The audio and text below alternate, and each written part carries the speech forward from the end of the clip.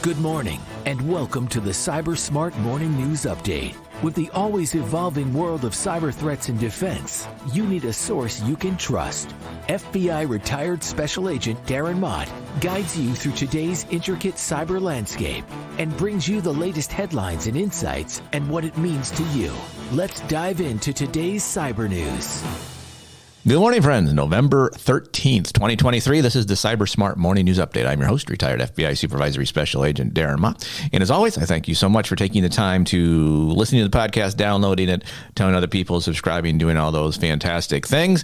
There will be other links to this on Facebook and stuff if you want to hear it there. Direct people there if you so desire. We probably hoped that cyber crime would take a break over the weekend. Sadly, it did not. I actually have a ton of tabs open. I actually had to stop looking at some of my news feeds because I had so many things that I already had chosen to talk about. And some of these would be passing discussions on the headline piece and a little bit about it. And as always, if you want to go read more about any of these articles, the links are in the show notes. So let's get right into it with the Cyber News, cybernews.com. They spell it CYBER. Obviously, the more correct version than CYBUR, but whatever, cybernews.com.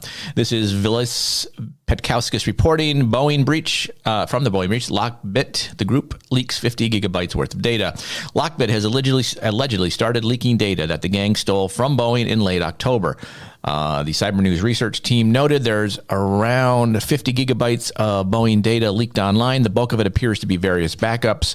Earlier this week, the attackers leaked the first batch of information, which included a trove of sensitive company data, such as engine part suppliers and technical operators, as well as Boeing's financial and marketing data. So this just kind of goes to show, and I think we even talked about when this was first released as a possible cyber incident, which obviously in this case is ransomware, that there would be more information coming from this as we go forward. And here we are. We're starting to see the extortion piece of this.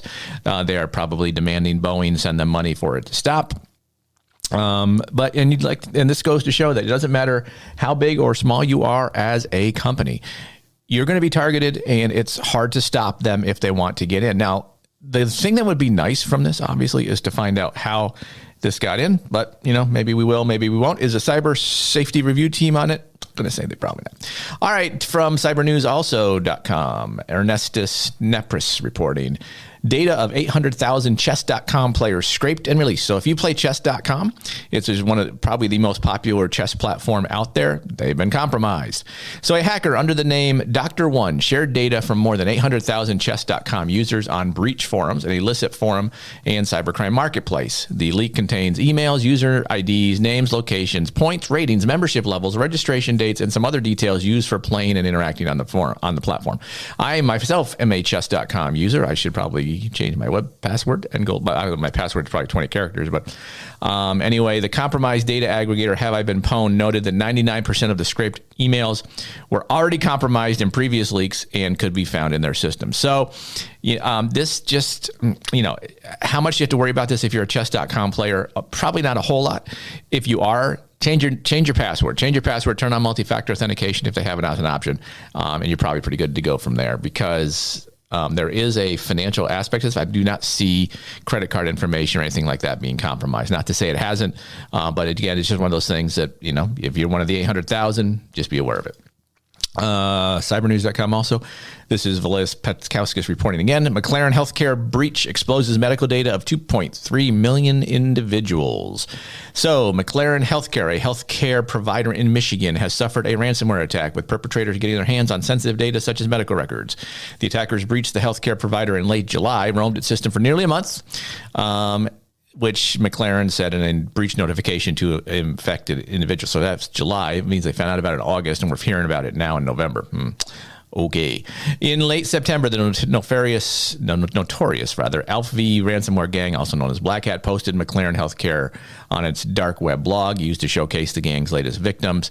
The information includes names, social security numbers, healthcare information or health insurance information, dates of birth, claims information, diagnosis, physician's information, medical records, numbers, Medicare, Medicaid information, prescription and medication data, a lot of stuff, obviously. So again, this goes to highlight the fact that healthcare is a huge target.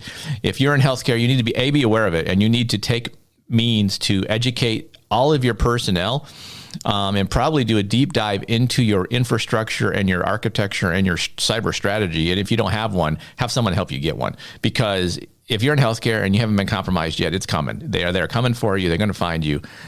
Be aware.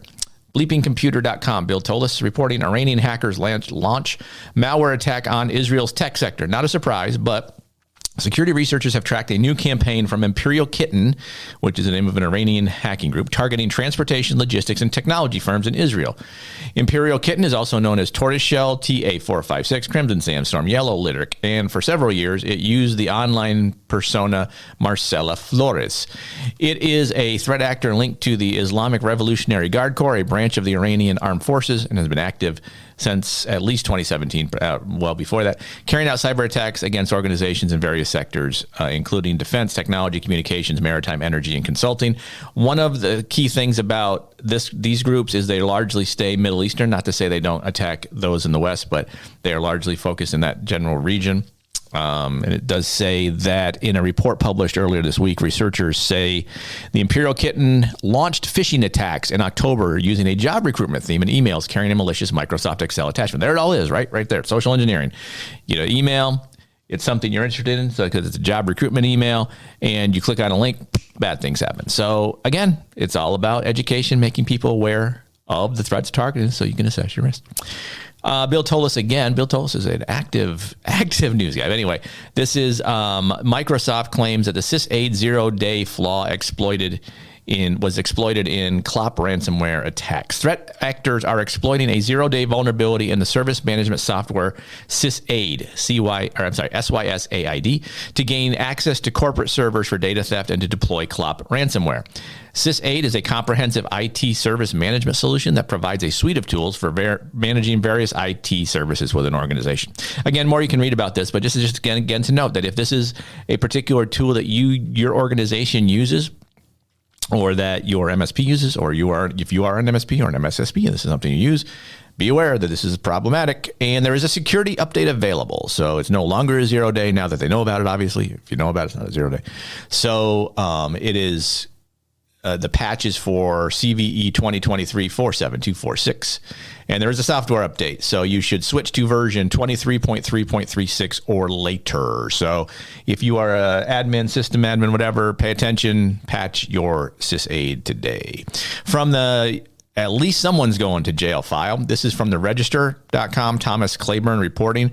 This is not a good story, but it's a good ending to a bad story. Let's just say that. So, child psychiatrist jailed after making pornographic AI deepfakes of kids. And this goes to show the depravity in the world. But a child psychiatrist was jailed Wednesday for the production, possession, and transportation of child sexual abuse material, including the use of web-based artificial intelligence software to create pornographic images of minors. The prosecutors in North Carolina said David Tatum, 41, was found guilty by a jury in May and sentenced to 40 years in prison and then 30 years of supervised release and to pay $99,000 in restitution. As a child psychiatrist, Tatum knew the damaging, long-lasting impact sexual exploitation has on the well-being of victimized children, said U.S. Attorney Dina King. Regardless, he engaged in the depraved practices of using secret recordings of his victims to create illicit images and videos of them. So it does say the indictment provides no details about the AI software used, which is unfortunate because, frankly, hopefully they talk to the AI organization that created it so that they're aware of this thing and they can kind of stop it. But this is going to just be aware that with AI, there's always good and always bad. Well, with all technology, there's always good, always bad. This is a misuse of the technology, but there are going to be people that misuse the technology. Doesn't mean the whole technology itself is bad. It just is. It is what it is. Not that that's a good thing, mind you, but at least in this case, someone's going to jail for it, and we'll see more people going to jail for doing the exact same thing. All right, Bleeping Computer, Sergey Glatin reporting. World's largest commercial bank, ICBC, confirms a ransomware attack. On November 8th, 2023, ICBC Financial Services experienced a ransomware attack that resulted in the disruption of certain financial systems. Immediately upon discovering the incident, they disconnected isolated impact systems to contain the incident. Let's see how deep was the incident. But again, I just highlight this just to show that it doesn't matter how big you are. you're going to be targeted. Bad things can happen. So again, just to kind of show that. This one is from a welcome to the party, I guess, file. This is from Wired.com. Lily Hay Newman reporting. And again, this could be a clickbait type of article and not all it said it to be, but the headline is, the NSA seems pretty stressed about the threat of Chinese hackers in U.S. critical infrastructure. If they're just getting stressed now, all I can say to that is, welcome to the party, pal. We've known about this problem for going on 15 years, that nation state actors were going to get in were trying to get into or working on getting in critical infrastructure. So let me read from the article a little bit. The U.S. National Security Agency is often tight-lipped about its work in intelligence. But at the Cyber Warcon Security Conference in Washington, D.C. last week, two members of the agency's Cybersecurity Collaboration Center had a call to action for a cybersecurity community. Beware the threat of Chinese government-led hackers embedding in U.S. I mean, come on. Are we just saying it now? This is ridiculous. This has been going on for a long time. If you are in critical infrastructure, you know nation-state actors are targeting your systems, likely especially China, especially in electrical and stuff. They think they're in there. What would be great is to say, here's why we think they got in. Here's what they're doing. Here's how to find them. How about that kind of information?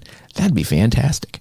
Officials emphasized on Thursday that network administrators and security teams need to be on the lookout for suspicious activity in which hackers manipulate and oh my God, this is a crazy article that they're saying it like it's a new thing. For God's sakes, I mean, am I drinking crazy pills here? Am I the dumb one here? But anyway, the NSA, just so you know, NSA is worried about Chinese being in critical infrastructure. But let's be honest, they're probably in there somewhere. We need to find them, root them out, and that would be fantastic. From the You Love to Hear It file, this is from helpnetsecurity.com, since we're talking about China. Helga Labus reporting, Chinese multinational bank hit by ransomware. Bummer for them. The state-owned industrial and commercial. Oh, that's the same one. That's the same article I just mentioned. Sorry. Sorry for repeating the same article. My bad. So it's a Chinese bank. Bummer for them. Malwarebytes.com. Who is Peter Arndt reporting? Judge rules it's fine for car makers to intercept your text messages. Now, that one kind of caught my attention, which is why I'm mentioning it here. But a federal judge has refused to bring back a class action lawsuit that alleged 4 car manufacturers had violated Washington state's privacy laws by using vehicles' onboard information systems or infotainment systems to record customers' text messages and mobile phone logs. The judge ruled the practice doesn't meet the threshold of an illegal privacy violation under state law. Let's see what else it says. The Seattle-based appellate judge ruled that the interception and recording of mobile phone activity did not meet the Washington Privacy Act standard that a plaintiff must prove that his or her business, his or her person, or his or her reputation had been threatened. Interesting take. All right. Well, that's going to be interesting to see where this goes as we continue forward with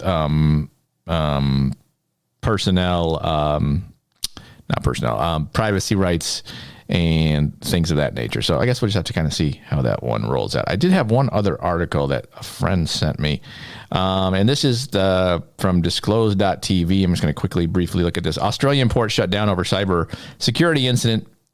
Again, cybersecurity incident. It's ransomware, I'm sure, impacting goods moving into and out of the country. So again, I'm not going to read this article because I'd have to click into it. But basically, again, it just goes to show anybody can be a target, and we're all being targeted out there. You need to take means to protect yourself, to protect your family, to protect your business. Part of that comes with knowing that knowledge is protection. If we can understand the threats targeting us, we can assess our risk, proceed wisely. That's going to do it for this Monday's edition of the CyBUr Smart Morning News. I'll be back tomorrow with even more, because I'm sure bad stuff is happening right now, even as I'm recording this podcast. Have a great Monday, everyone. We'll see you soon. CyBUr Smart Morning News is written and produced by Cyber Guy Productions. Feel free to email thoughts, comments, or suggestions to Darren at thecyberguy.com or follow Darren on LinkedIn at linkedin.com/in/DarrettMott.